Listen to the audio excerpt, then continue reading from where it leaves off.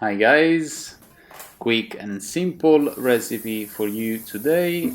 We're gonna cook some buckwheat with spinach, eggs and carrots. You need quite a bit of water, a bit of rock salt, probably a teaspoon. We put a lid on it.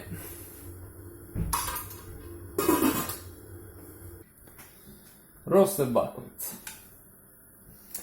I usually do 75 grams for myself, so get enough water that you're gonna be able to submerge your eggs and then bring it to a boil. Got my eggs here. Okay, once the water is boiling, we just drop the eggs. I like to cook them for 9 minutes. The buckwheat, just to remind you guys that this is roasted buckwheat. It's gonna take 11 minutes from boiling water.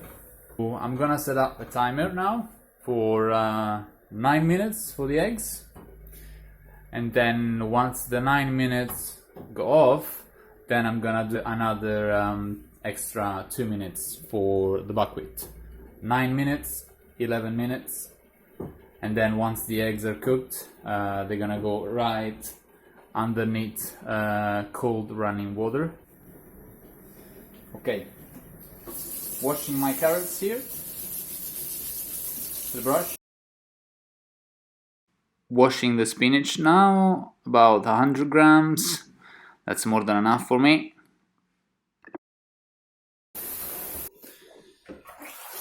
That's it.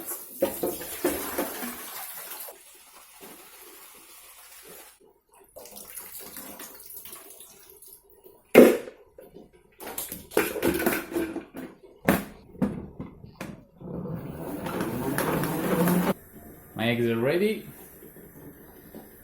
Turn it off and then run cold water like that for a couple of minutes. Let's open up the cold water.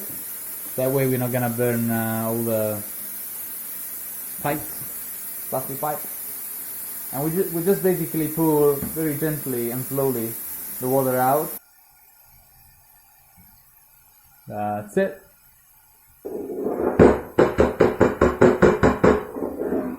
This is done. We just put that on the side.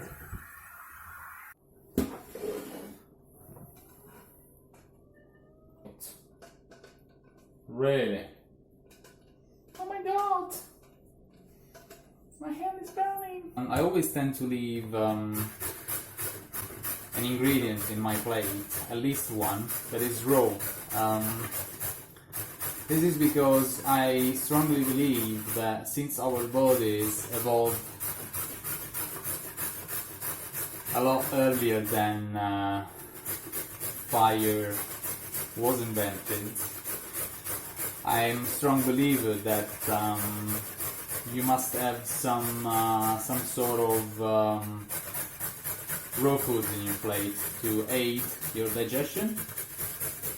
So to make it easier for your body to process foods. Yeah, and that's it. I just grate the carrots and leave them raw on the side. All the ingredients are almost ready. We need to peel the eggs. We're gonna go there in a second. And then we assemble and we do the final part in the frying pan. I'll show you what we do. This is my beloved crystal bowl, what I'm going to eat. After that, I'm just gonna pick some of these amazing thyme leaves. Thyme is one of those herbs that I use a lot in my cooking. Come from Italy, so don't be surprised. Thyme, basil, rosemary, something that you will see pretty much anywhere. Even in your cappuccino at breakfast. No, I'm just kidding. Just want the leaves. Thyme is gonna go all together with my buckwheat here. When I peel the eggs, I take the bottom part here and I crush it. I try to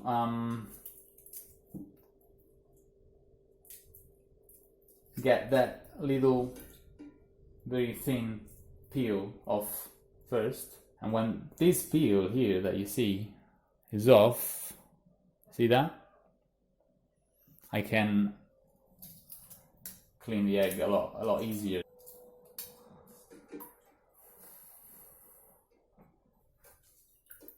Once again,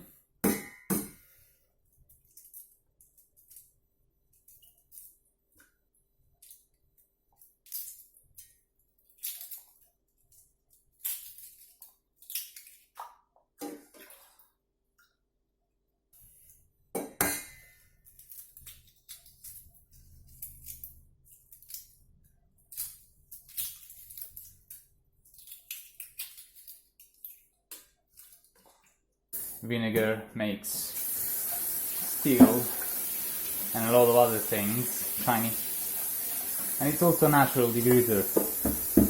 That's out of the way, it's clean, and we don't have to clean it later.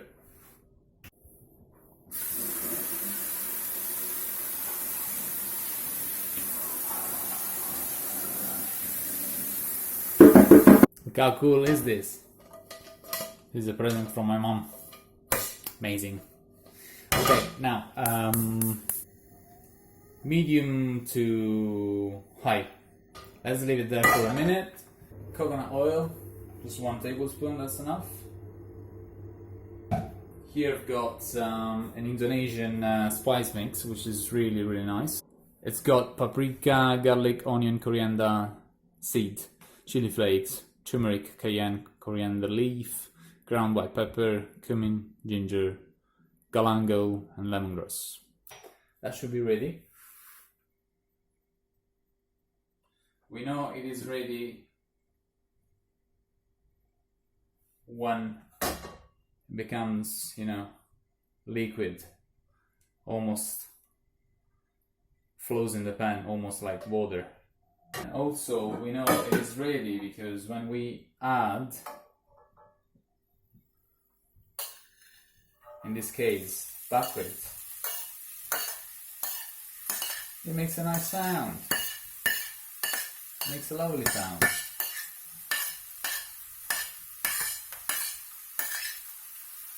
Can you hear it? That's it. As I said, it can be quite spicy if you don't like. I do about half of a teaspoon, 3/4, for myself at the most. I do add a bit of extra coriander. Remember our spinach? That's when they go in right now. Guys, this is nothing too fancy, but you can be assured it's going to be tasty. We don't want to stress too much about cooking. If you put a lid on for a minute, the steam is basically gonna do the job you would have done if you were using the spoon and trying to mix the ingredients in the frying pan, eventually ending up with half of the spinach and buckwheat going out on your prep table. So just leave it there on a medium to low heat for a minute. At that point, when you take off the lid, you will see that the spinach will be almost entirely cooked. Meanwhile, what we can do, we can cut our eggs. You can grate them if you want, to distribute the flavor a bit better in your dish. Oh look, bam, ready.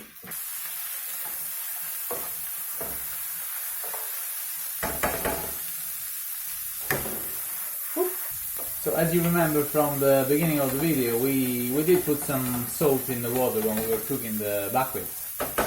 However, it wasn't enough because we just kept it very low, because we knew we were going to add a little bit of this amazing soy sauce, tamari, gluten-free soy sauce. Probably half of a tablespoon. Be careful, don't put too much. You can always add more once the spinach are shrinked and your spices are well incorporated. That's ready. We finish off by adding this to the rest. Once again, it doesn't look fancy. You're saving time, but the food will still taste really good. That's what we want.